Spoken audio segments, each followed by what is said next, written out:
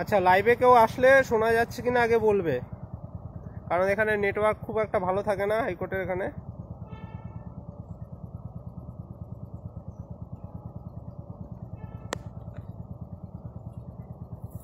দু একজন জয়েন হোক, তারপরে বলছি।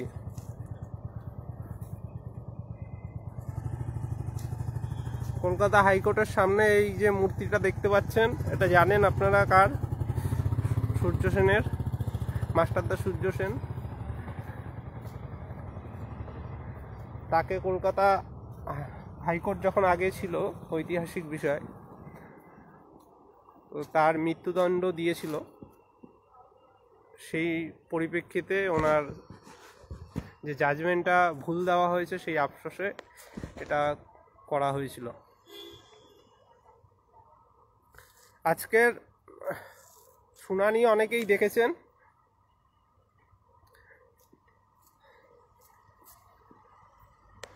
আজকে শুনানি হয়েছে যে কয়েকটা মামলা ছিল পরপর, আমি যেতে যেতেই বলি। 23-25 ব্যাচ, তাদের আলাদা আলাদা গ্রাউন্ডে কিছু মামলা ছিল, সেই মামলাগুলো ছিল। আর তার আগে যে মামলা ছিল সেটা স্পেশাল এডুকেশন নিয়ে, ওটাই আমাদের কোনো বক্তব্য নেই। স্পেশাল এডুকেশনের টেট যদি হয় আলাদাভাবে, সেখানে পার্সুইংরা অ্যালাউ হতেই পারে, সেটা রায় হয়েছে, সেটাতে আমাদের বক্তব্য নেই। কিন্তু আমাদের 23-25 ব্যাচের অনেকে মামলা করেছে, সেটাই আমরা লড়াই দিচ্ছি। আজকের যারা বিএড দিয়ে উত্তীর্ণ হয়েছিল, টেট পাস করেছিল, তারা এসেছিল কোর্টে। তাদের মামলায় প্রত্যেকে দেখেছো যে পর্ষদ কি যুক্তি দিচ্ছে। সমস্ত বিষয়ে আলোচনা করেছিলাম। এই যুক্তিগুলো আমাদেরও যুক্তি, আইন যেটা বলে আর কি, তো সেইগুলোই উপস্থাপন করা হয়েছে। এবার বিচারপতি কনসিডার করবে শেষমেশ।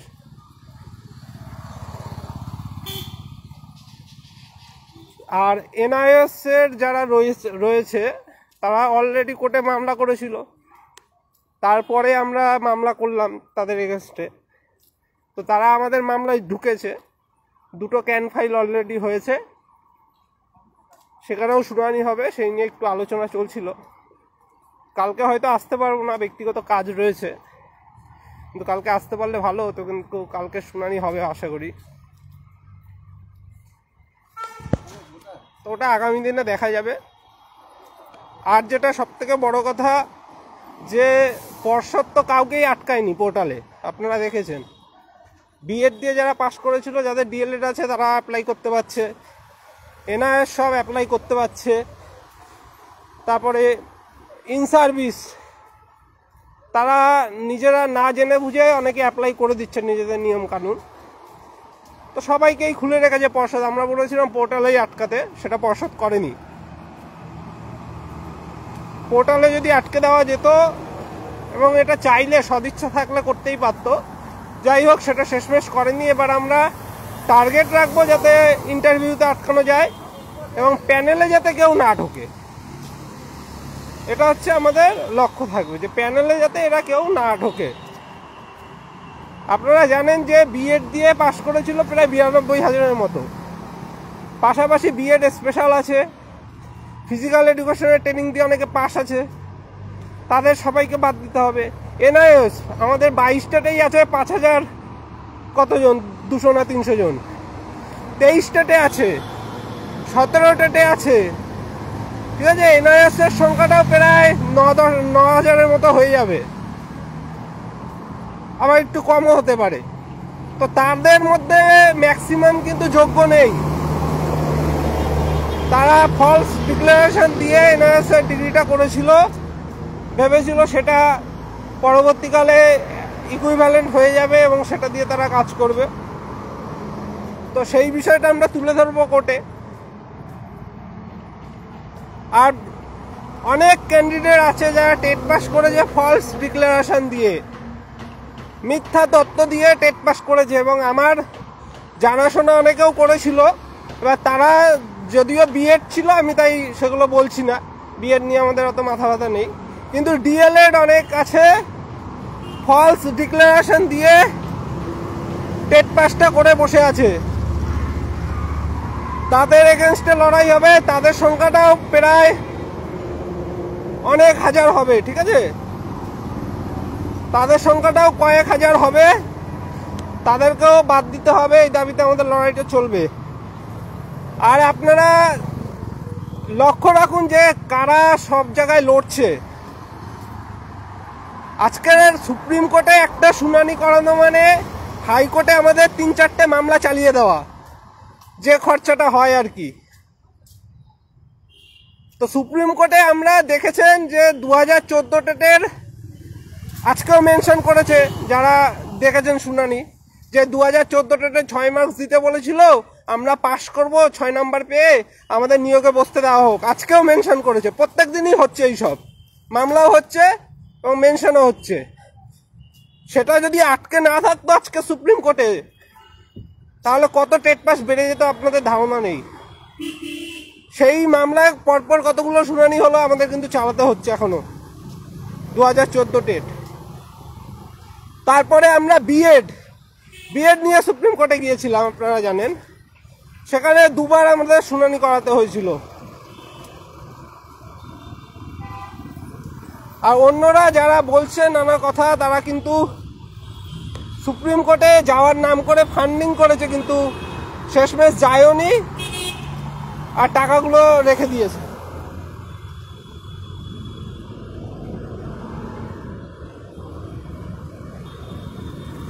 আপনারা যারা বুঝতে পারছেন না, অনেকে ভাবছেন যে ওই 1-2বার তো দিয়েছি, ব্যাস হয়ে গেছে, সাহায্য করেছি, বা অনেকজন আছে এদের গ্রুপে, কিচ্ছু হবে না।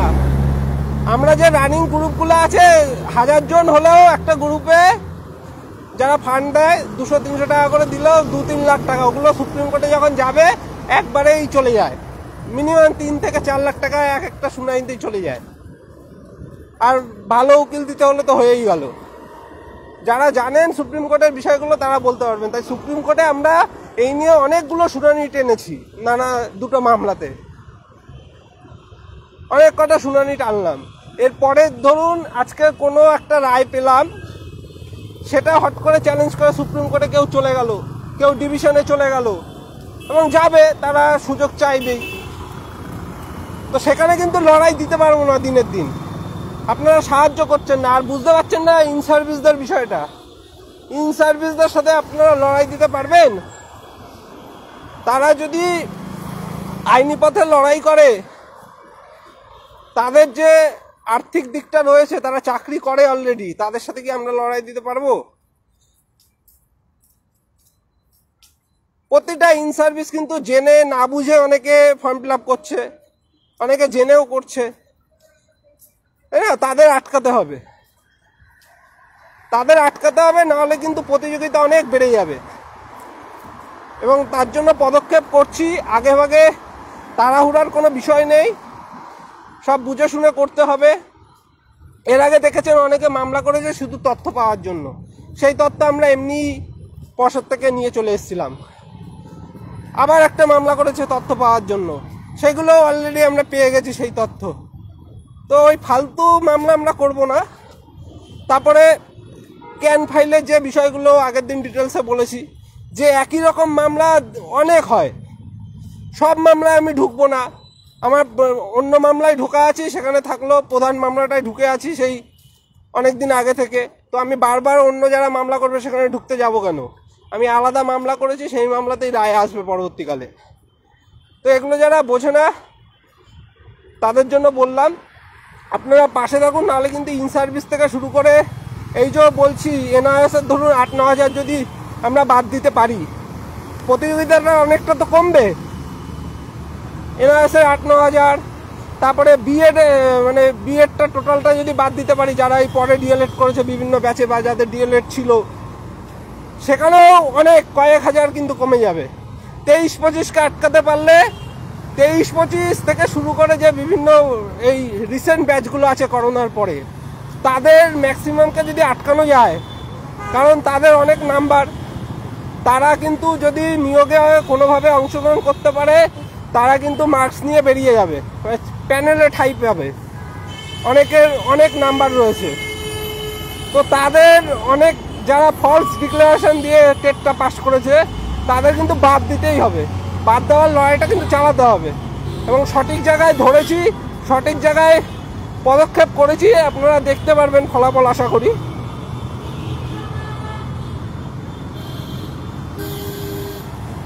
আজকের যে মামলাটা হলো দেখেছেন পর্ষদ কিভাবে বক্তব্য রেখেছে। সমস্ত বিষয়গুলো আমরা এর আগেও পর্ষদের কাছে বারবার দাবি জানিয়েছি, পর্ষদের লিগাল ডিপার্টমেন্ট থেকে শুরু করে সমস্তটা আমি রিসেন্ট লাইভও করে বলেছিলাম। দেখবেন ম্যাক্সিমাম সেই জিনিসগুলো উপস্থাপন করা হয়েছে, কারণ যুক্তি একই, ওই যুক্তিতেই আমাদের যেতে হবে। এনআরএসটাও লড়তে হবে, আর ইন সার্ভিস যদি আমরা বাদ দিতে পারি অনেকগুলোকে বাদ হয়ে যাবে। অনেক ক্যান্ডিডেট অ্যাপ্লাই করছে, 23-25 বাদ দিতে পারি যদি অনেক কমে যাবে।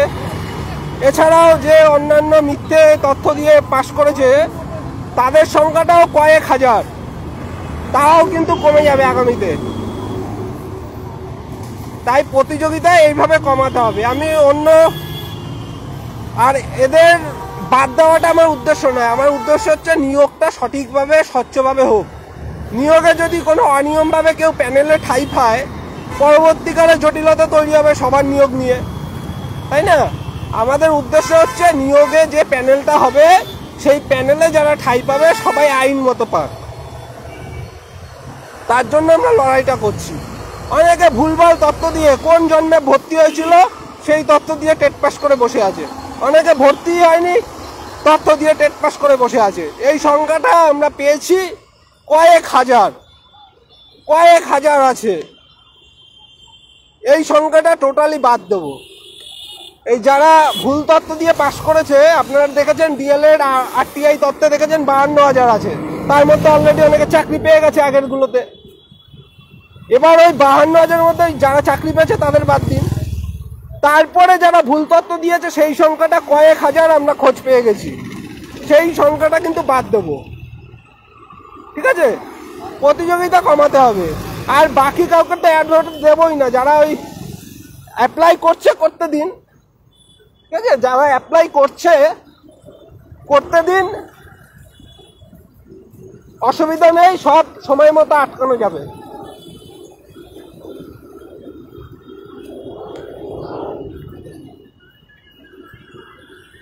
আপনারা কিন্তু বুঝতে পারছেন না যে লড়াইটা কি হারে হবে। কালকে মামলা ফাইল করলাম, আজকে দুটো কেন হয়ে গেল, বুঝতে পারছেন? কেউ 1 ইঞ্চি ছাড়বে না, কারণ এই যে পরবর্তী ব্যাচগুলো করোনার পরে অনেক মার্কস, তারা কোনো মতে নিয়োগে বসতে পারলেই জানে তারা যে চাকরিটা পাবে, তাই তারা সহজে ছাড়বে না।